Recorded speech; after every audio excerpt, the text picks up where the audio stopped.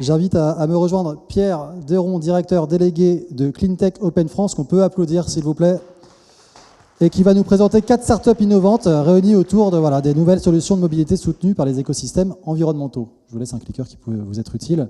Et je vous en prie, rejoignez-le sur scène. Vous allez peut-être les appeler un par un. Je vous en prie.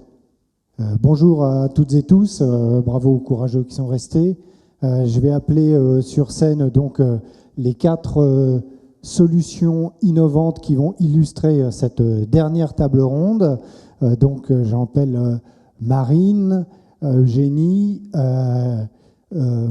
Charles et puis Pierre à me rejoindre.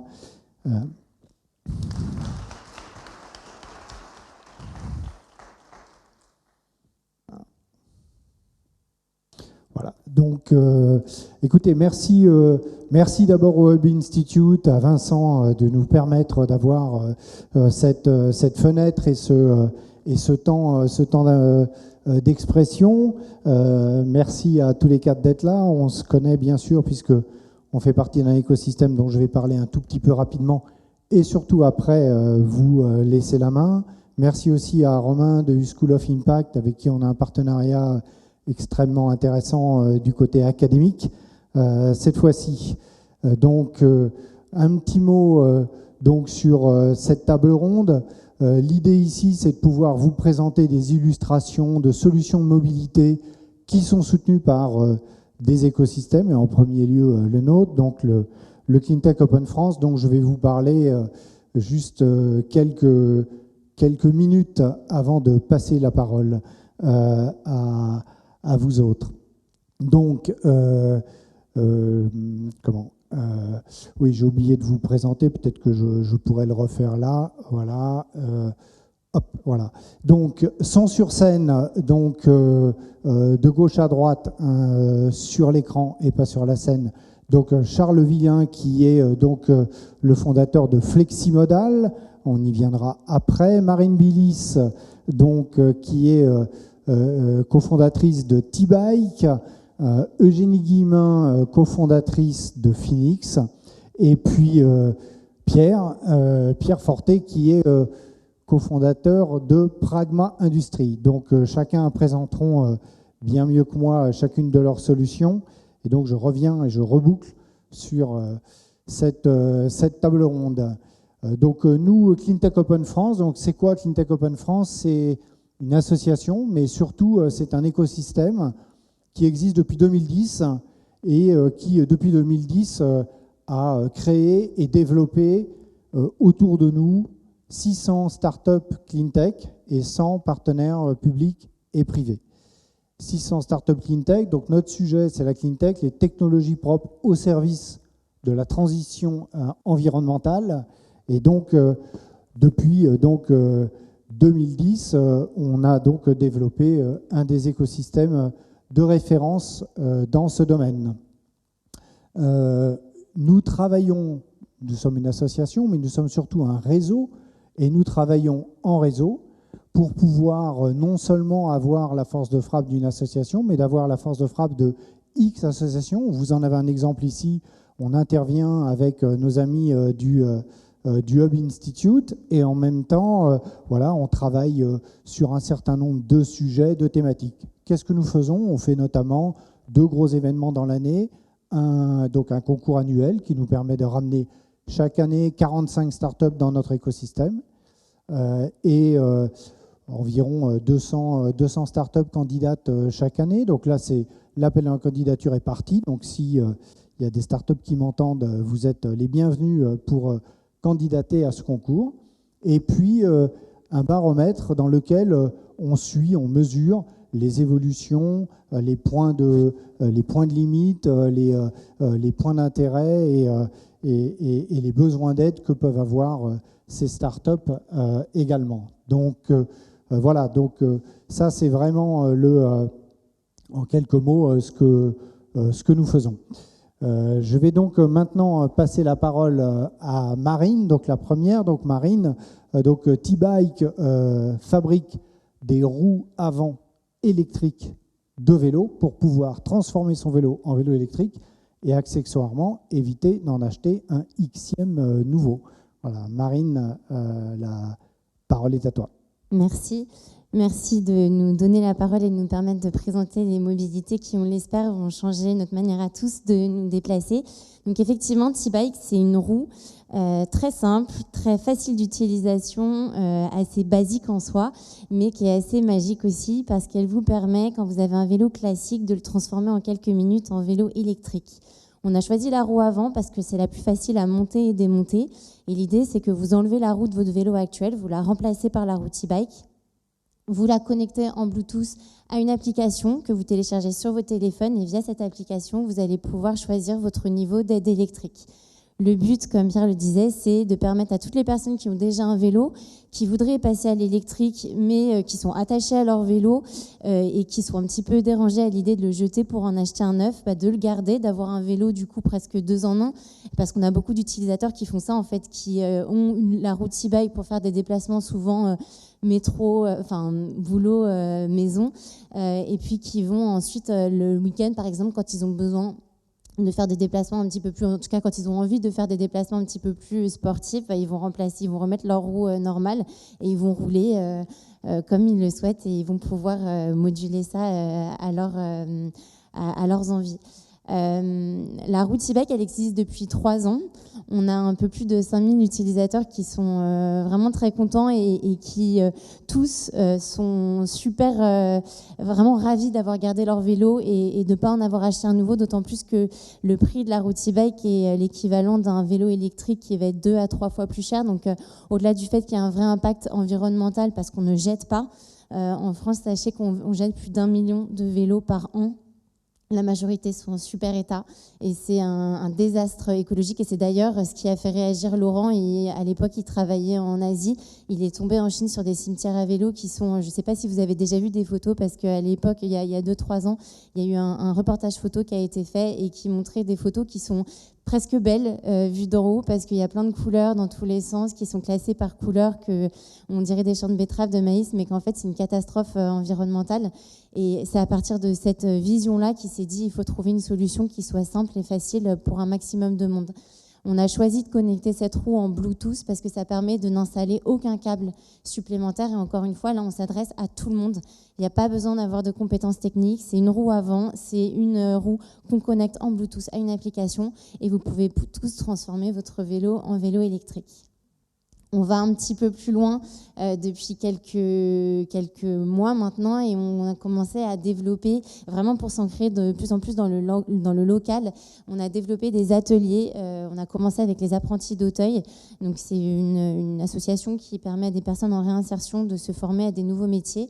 Et on permet à ces personnes-là de se former au métier du cycle. On récupère des vélos qui devaient partir à la casse, on les fait reconditionner par ces personnes qu'on forme, on les électrifie avec la roue T-Bike et on revend le tout pour 5 € de plus que le prix de la roue. Et là, ça nous permet non seulement de former des personnes, donc on crée de l'emploi, mais ça nous permet aussi de réduire les déchets dans chaque ville et de faire travailler les recycleries, les magasins de cycle locaux, parce que c'est eux souvent qui vont nous permettre, qui vont servir de relais pour que les personnes aillent chercher leur nouveau vélo, etc.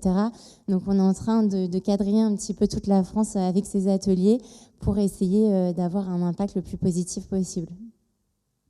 Très bien, et magnifique projet avec une dimension ESS extrêmement intéressante. Et historiquement, vous étiez plutôt dans une activité B2C. Et je crois qu'aujourd'hui, vous, justement, vous voulez vous élargir plutôt du côté des collectivités. C'est le bon moment ici pour en parler. Et comment est-ce que ça se passe? Est-ce que vous voyez de l'intérêt de la part de certains interlocuteurs? On est effectivement en train de s'élargir, on n'y avait pas forcément pensé de base. Et en fait, on a été contacté il y a quelques mois par une collectivité qui était intéressée par la route T-Bike. Et là, on s'est rendu compte qu'il y avait un vrai potentiel et on en est là toutes les semaines, on rencontre des nouvelles collectivités, des nouvelles communes qui sont intéressées pour proposer la roue ou carrément des vélos complets T-Bike à leurs administrés. Donc on est très flexible sur la manière de fonctionner, on s'adapte aux moyens qu'ils ont, au matériel qu'ils ont aussi, parce que parfois ils ont des vélos classiques qu'ils ont en flotte en fait et qui veulent électrifier. Du coup, nous, on peut ajouter des roues T-Bike dessus. Ce sera beaucoup moins cher pour eux que d'acheter des vélos électriques complets, donc ils peuvent équiper beaucoup plus de personnes. Mais aussi, on peut proposer juste de proposer la roue T-Bike en location, parce qu'on a commencé depuis l'été dernier à proposer de la location. Et les collectivités ont généralement des aides qui leur permettent de proposer cette location à des tarifs vraiment très, très intéressants. Donc, je prends par exemple l'exemple du Lian-Courtois, de la communauté de communes du Lian-Courtois, avec laquelle on a déjà commencé à travailler et qui, elle, propose de la location de la route T-Bike à 10 € par mois pour ses administrés. Ce qui est vraiment, vraiment très intéressant quand on veut passer à l'électrique.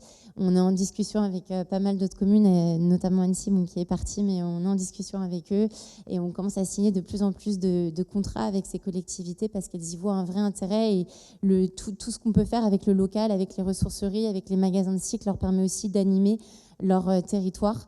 Et pour eux, il y a des vrais bénéfices à plein de niveaux différents avec cette roue. Merci beaucoup Marine. Oui, des beaux projets. Hein. Je vais maintenant passer la parole à Pierre. Donc toi, en créant Pragma Industries, tu fabriques des vélos à l'hydrogène. Donc là, on passe carrément du côté un peu du deep tech et de la rocket science. Donc je te laisse présenter ton activité. Merci Pierre. À moi, mon activité. Alors, moi, je pense que j'ai un record. Je crois que j'ai la plus vieille start-up de France. Je fais des piles à hydrogène depuis 2004. Et on m'appelle toujours en me disant « Ah, Pierre Fortet, la start-up Pragma Industries ». J'ai l'impression d'avoir encore 20 ans. C'est juste, merci beaucoup. C'est super. Donc moi, je fais des piles à hydrogène. Je suis dans l'hydrogène depuis longtemps, presque un autre siècle. Et ce que l'on fait, c'est on essaie de rapprocher l'hydrogène des particuliers, des usages pour les particuliers. L'hydrogène, c'est une molécule le dihydrogène, c'est une molécule assez remarquable parce que je peux vous citer au moins 15 ou 20 façons de fabriquer ce gaz hydrogène de manière plus ou moins décarbonée, la plupart du temps complètement décarbonée d'ailleurs. Et je peux vous citer une myriade d'applications potentielles, soit en le brûlant dans une chaudière, soit en le transformant en électricité. Ça va du camion au vélo. Et donc, nous, effectivement, ce sont les vélos. Parce que nous avons décidé dans notre stratégie d'amener l'hydrogène dans des usages du quotidien pour des gens comme vous et moi. Et donc, on ne fait pas des camions, on fait des vélos parce que c'est, en termes de mobilité, c'est le véhicule qui est le plus démocratique qui soit. Donc, on a choisi de faire des vélos électriques, non pas alimentés par des batteries, mais alimentés par des piles à combustible. Et alors, ramener l'hydrogène à l'échelle du particulier, c'est un long parcours du combattant, puisque rien n'est prévu pour ça. Donc, il faut d'abord trouver une application que vous pourrez trouver dans votre garage, éventuellement, que vous pourrez utiliser tous les jours. Et ce n'est pas suffisant, puisque cette application, il lui faut de l'hydrogène vert. Donc, il faut aussi amener l'hydrogène à l'échelle de l'individu, du particulier. Donc, ce qu'on a fait pour l'instant, c'est qu'on a quelques centaines de vélos électriques à hydrogène qui roulent en France et à l'étranger, et parfois loin, à plusieurs milliers de kilomètres d'ici. Et ça, c'était la première étape. Ces vélos, ils seront d'abord destinés aux entreprises. Quand on a une entreprise qui vient nous voir pour nous dire « Tiens, j'ai un problème de mobilité pour mes collaborateurs ou je veux faire de la livraison du dernier kilomètre », eh bien, on est en mesure aujourd'hui de lui proposer un véhicule du type vélo ou du type triporteur pour faire de la logistique du dernier kilomètre ou pour faire de la mobilité des salariés. Et dans ce cas-là, c'est très simple parce que cette entreprise, elle va nous prendre une flotte de véhicules et on va lui poser sur le parking de l'entreprise une station de production d'hydrogène décarboné. Ainsi, elle est comme ça complètement autonome dans sa production d'hydrogène. On est vraiment dans l'hydrogène vert produit par des énergies renouvelables. Localement, c'est difficile d'être plus local parce que ça se passe sur le parking de l'entreprise et ça permet d'alimenter la flotte comme ça de véhicules pour les collaborateurs ou autres. Maintenant, pour le particulier, c'est différent puisque avant d'imaginer que vous et moi puissions rouler en vélo à hydrogène, eh bien, la plupart des gens ont deux questions. Quand ils testent ce vélo, c'est combien ça coûte? Et la deuxième question, c'est ok, très bien, mais si je peux l'acheter, où est-ce que je fais le plein?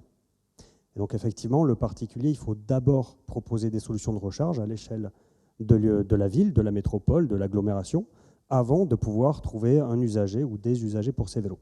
Et c'est la grande étape que nous franchissons cette année en 2023. Nous basculons, comme tu le disais Pierre, du segment B2B vers le segment B2C. Donc on vient compléter notre offre avec un maillage des villes, avec des points de charge, sur des villes ciblées. On ne peut pas faire toutes les villes de France et de Navarre malheureusement d'un coup, donc c'est vraiment step by step, et on fait 3 villes cette année, on en fait 5 l'année prochaine, ainsi de suite.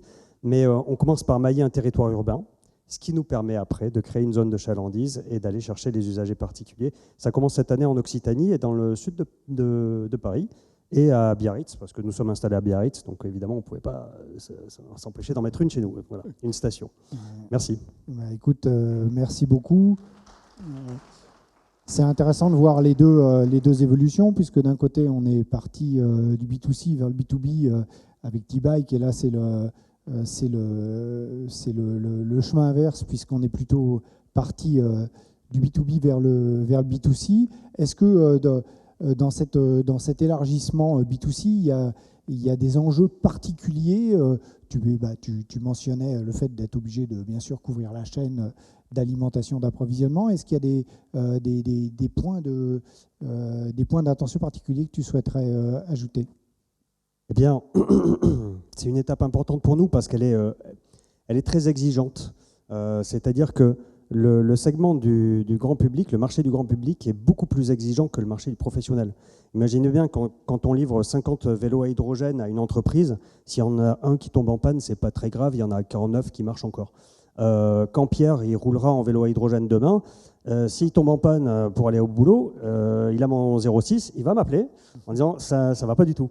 Donc le particulier est beaucoup plus exigeant en termes de niveau de service. Ça nous oblige à avoir des disponibilités sur les points de charge de 99,99% du temps et effectivement une fiabilité du véhicule et surtout un SAV, un service de garantie et d'entretien qui, pour une entreprise de la taille de Pragma, est très difficile à mettre en place. Donc on a heureusement des partenaires qui nous rejoignent maintenant. C'est vraiment très intéressant d'être dans l'hydrogène et dans les piles à combustible depuis 2004. Et en 2004, clairement, quand j'en parlais, j'avais l'impression de parler de science-fiction à beaucoup de gens qui me regardaient avec des yeux comme ça en me disant « Tu veux faire un business model là-dessus? Tu as un business plan? Explique-moi. » Donc c'était quand même très challenging. Donc on est passé de la science-fiction à la science. Et puis on est passé maintenant aux applications professionnelles, les camions, les bus, les trains, on en a parlé tout à l'heure. Et moi, je fais un grand pas en avant vers le grand public. Et c'est difficile, mais c'est extrêmement motivant. Merci, merci Pierre. Je vais passer maintenant la parole à Eugénie. On va maintenant être non plus dans la mobilité du vélo, mais dans la mobilité marine, puisque donc Eugénie est donc cofondatrice de Phoenix, avec une particularité qui est cofondatrice avec son frère. Donc voilà, donc Phoenix, c'est des moteurs électriques hors bord, sans hélice, bioconçus, sur la base des mouvements de nageoires de poissons et de mammifères marins. Voilà, je te passe la parole pour expliquer ça bien mieux que moi. Super, merci Pierre. Alors bonsoir à tous, je suis Eugénie Guimin, donc le bras droit du CEO de Phoenix, Harold, qui est accessoirement donc mon frère. Il n'y a pas du tout eu de piston pour le poste, je vous assure. Et donc aujourd'hui, je vais vous parler de moteurs de bateaux à nageoires. Donc combien d'entre vous connaissent Phoenix ? Eh bien, c'est pas mal, merci beaucoup. Donc pour ceux qui ne nous connaissent pas, chez Phoenix, on fait des moteurs de bateaux à nageoires. Donc voilà, en fait, tout simplement, on remplace l'hélice des bateaux par une membrane qui ondule comme une nageoire de poisson. En fait, on essaye de reproduire cette ondulation et de l'adapter à nos moteurs. Et à votre avis, pourquoi ?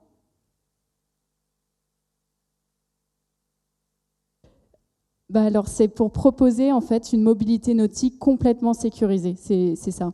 Et voilà, savez-vous à quelle vitesse se déplace la baleine bleue ?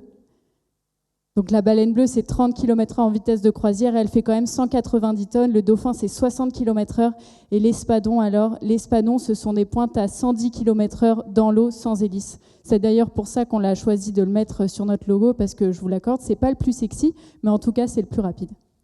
Donc on a tendance à dire que la nature est la seule entreprise à n'avoir jamais fait faillite. Eh bien c'est vrai, à travers les siècles et les millénaires, elle a toujours choisi d'améliorer certaines espèces, d'en faire disparaître d'autres, afin d'arriver à une optimisation parfois parfaite des vivants. Donc on a beaucoup à apprendre de la nature et bizarrement on s'est tourné vers des solutions tout autres, à hélice plutôt qu'à nageoire. Oui, l'hélice est une technologie du passé, elle emploie son énergie à mixer un fluide plutôt qu'à le propulser en ligne droite. Elle est dangereuse, beaucoup trop d'accidents ont lieu chaque année à cause d'elle. Elle est aussi coûteuse à cause de ses nombreuses pièces mécaniques en rotation et elle est bruyante, elle perturbe la faune et la flore à cause des remous qu'elle crée. Et donc maintenant, vous allez me dire comment remplacer l'hélice par une nageoire. Et bien cette solution, c'est Phoenix, c'est une membrane en forme de disque ou rectangulaire qui ondule comme une nageoire de poisson et qui permettrait jusqu'à 30% d'économie d'énergie, tout simplement parce qu'on propulse le fluide en ligne droite et qu'on ne le mixe pas comme une hélice. Donc cette technologie bio-inspirée et brevetée est complètement safe. Vous pouvez toucher le moteur en fonctionnement, nager à côté du bateau sans risquer de vous blesser. C'est une technologie également très robuste face aux algues, plastiques et autres débris marins, étant donné qu'il n'y a aucun axe en rotation, rien ne peut s'en mêler à la membrane. Nos moteurs sont très minimalistes, ils sont composés de seulement quelques pièces, ce qui nous a permis de les faire en France, plus particulièrement en Normandie, et donc de nous aligner au prix de nos confrères électriques motoristes, et donc de proposer notre premier moteur pour un prix de 3 200 € TTC. Donc, comme pourrait le dire Viola Davis, l'actrice américaine oscarisée, « Our dreams are bigger than our fears ». Donc, nos rêves surpassent nos peurs et nous, on n'a pas seulement envie de s'arrêter dans le nautisme, mais également, on a envie d'aller dans les pompes. Les pompes sont partout, je ne vous apprends rien. Le marché des pompes est vraiment colossal et donc, comme il y a de nombreux avantages à notre technologie, on a aussi envie de révolutionner les choses dans ce domaine. Donc on a commencé cette jolie révolution avec notre premier produit, donc le Fin5. C'est un moteur électrique de 2 kW, équivalent à 5 chevaux, qui est dédié aux petites embarcations, annexes et voiliers jusqu'à 3 tonnes. Et donc c'est un moteur qui plaît énormément aux loueurs de bateaux, tout simplement parce qu'il est connecté. En fait, chaque loueur va pouvoir suivre en temps réel sa flotte et savoir s'il doit intervenir ou non sur une embarcation. C'est un moteur qui plaît énormément aux parents et grands-parents, puisqu'en fait, comme ils n'ont pas la charge mentale de l'hélice, ils peuvent profiter de joyeux moments en famille sans évidemment les rendre dramatiques. Donc voici le Fin5 en fonctionnement à Monaco, où nous avons pu rencontrer le prince Albert ainsi que Mike Horn et qui ont été bluffés. Comme vous pouvez le voir, le moteur est complètement sécurisé. Donc on a réalisé une première levée de fonds en 2020 d'1 million d'euros pour développer ce premier produit. On a clôturé en août 2022 une deuxième levée de fonds, une série A de 7,3 millions d'euros pour industrialiser ce premier produit, mais aussi développer notre second produit, un moteur électrique de 120 kW équivalent à 150 chevaux. Donc c'est un moteur qui est destiné aux Jeux Olympiques et Paralympiques de Paris 2024. Nous faisons partie des lauréats de l'appel à innovation orchestré par France Mobilité pour les Jeux Olympiques et Paralympiques de Paris. Et donc l'objectif pour nous est de leur fournir 5 moteurs de bateau donc de 150 chevaux pour transporter des passagers et des athlètes sur la Seine et promouvoir la mobilité verte. Et donc nous allons déménager bientôt quai d'Austerlitz, donc à la Cité de la Mode, rez de quai, pour pouvoir être en première ligne pour les Jeux et aussi pouvoir tester nos moteurs facilement sur la Seine dans Paris. Donc, comme vous pouvez le voir, en fait, il s'agit de la même technologie, mais avec 2 membranes différentes. Pour le Fin5 à gauche, il s'agit en fait on essaye de reproduire l'ondulation de la méduse avec une membrane discoïdale. Et pour ce qui est du Fin150, donc c'est 2 membranes qui fonctionnent en opposition et qui reproduisent le mouvement des nageoires caudales des dauphins et des baleines. Et ces 2 produits sont complètement sécurisés. Donc Phoenix, c'est maintenant 21 personnes hyper motivées et engagées, soutenues par un advisory board de très haut niveau avec Loïc Perron à la barre, un grand navigateur français que vous connaissez très certainement, que nous lui avons rendu visite il y a 15 jours dans le port du Pouliguen pour lui montrer la dernière version du Fin5 qu'il a pu essayer. Et donc vous pouvez retrouver cette vidéo sur nos réseaux. Donc, en 2020, Phoenix a créé BASX pour pousser sa vision au-delà des moteurs de bateau. On avait envie d'emmener dans notre sillage plein d'acteurs, pas seulement dans le nautisme. Et donc, en fait, on s'est entretenu avec celles et ceux qui changent le monde, De ces interviews est né un livre qui s'appelle « Savoir pour agir vers une autre accélération » et donc qui est offert avec chaque moteur pour emmener tout le monde avec nous. Et donc, voilà, en quelques mots, Phoenix fait avancer le bateau et Basic s'invite à y monter. Je vous remercie beaucoup. Merci Eugénie. Et pour ce qui est des JO 2024, par rapport à la flamme, je crois que vous avez aussi des nouvelles oui. intéressantes à communiquer, non? Oui, en fait, donc comme on est une start-up française, c'est une technologie française unique au monde, et nous sommes en discussion avec Paris 2024 pour faire le relais de la flamme olympique et donc montrer au monde que nous pouvons faire les choses différemment, d'une façon beaucoup plus humble face à la nature dont nous faisons partie intégrante. Et donc, voilà, nous sommes en discussion pour ce relais. Super, très bien. Écoute, merci beaucoup Eugénie. Merci. Je crois qu'on peut l'applaudir. Encore un magnifique projet. Et là, on bascule dans le biomimétisme. Eh bien, on va boucler avec toi, Charles, fondateur de Fleximodal. Tu travailles donc sur la vélogistique, comme on dit aujourd'hui. Et je vais te laisser donc présenter ton activité. Oui, merci Pierre. Bonjour à toutes et à tous. Enchanté de présenter Fleximodal, une société que j'ai créée en 2016 autour de la question de la livraison de marchandises à vélo. Madame Anne-Marie Hydrac tout à l'heure a évoqué la question de la complémentarité des modes de transport et le fait que le vélo peut aussi intervenir sur une partie du dernier kilomètre. Avec nous, la particularité d'une solution qui permet de soulever et transporter la marchandise. Donc cette double fonction d'outils de manutention et de véhicules de transport facilite le recours au vélo pour le transport de marchandises du colis jusqu'à la palette complète. Et nos solutions sont utilisées par exemple par DB Schenker, le premier transporteur européen, pour le transport de palettes et colis dans plus de 25 villes en France, ce qui représente quelques camions évités dans nos ZFE. Fleximodal, c'est aussi une société qui s'appuie sur un écosystème industriel régional. On fabrique l'intégralité de nos produits avec des sous-traitants en région Bretagne et Pays de la Loire, dont on est originaire. Et ce qui nous permet de produire, d'assurer plus de 90% de la valeur de nos achats sur le territoire français. Et on s'appuie sur un réseau de partenaires revendeurs en France et à l'export, qui fait à peu près 50% de notre activité, pour assurer la diffusion de ces solutions, sachant que le vélo est encore assez jeune dans ce domaine de la logistique, mais c'est un milieu qui est en train de se structurer. On a créé récemment la Fédération professionnelle de cyclo-logistique à l'échelle française, et qui va rejoindre aussi d'autres équivalents européens pour faire valoir le potentiel et la complémentarité de ce mode de transport avec les modes massifiés qui ont pu être évoqués jusque-là. Super, merci beaucoup Charles. Et aujourd'hui dans tes actualités, en termes de gamme de produits ou de financement, tu en es où? C'est vrai qu'aujourd'hui on a une gamme de remorques uniquement, des remorques principalement, comme je disais, qui permettent de soulever et transporter des palettes. On a la chance d'être lauréat de 2 appels à projets, un appel à projet européen au programme Horizon Europe et un appel à projet du PIA 4, Logistique 4.0, opéré par l'ADEME, qui va nous permettre de développer des micro-conteneurs.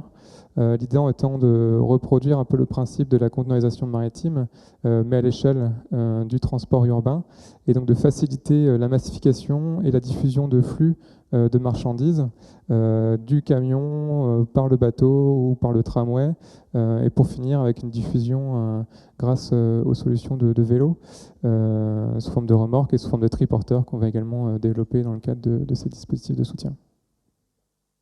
Merci beaucoup. Merci à tous les 4. Je crois qu'on peut les applaudir à nouveau. Je voudrais renouveler donc nos remerciements à Vincent de nous avoir permis et de vous avoir permis surtout de pouvoir montrer ces solutions qui sont absolument magnifiques. Et à Romain, qui doit être pas loin, qui est là, voilà, de la School of Impact, avec laquelle on a un partenariat absolument passionnant également. Voilà, merci à toutes et tous, et bonne fin de journée. Et comme on a la chance d'être les derniers, ils sont là pour répondre à vos questions si vous en avez.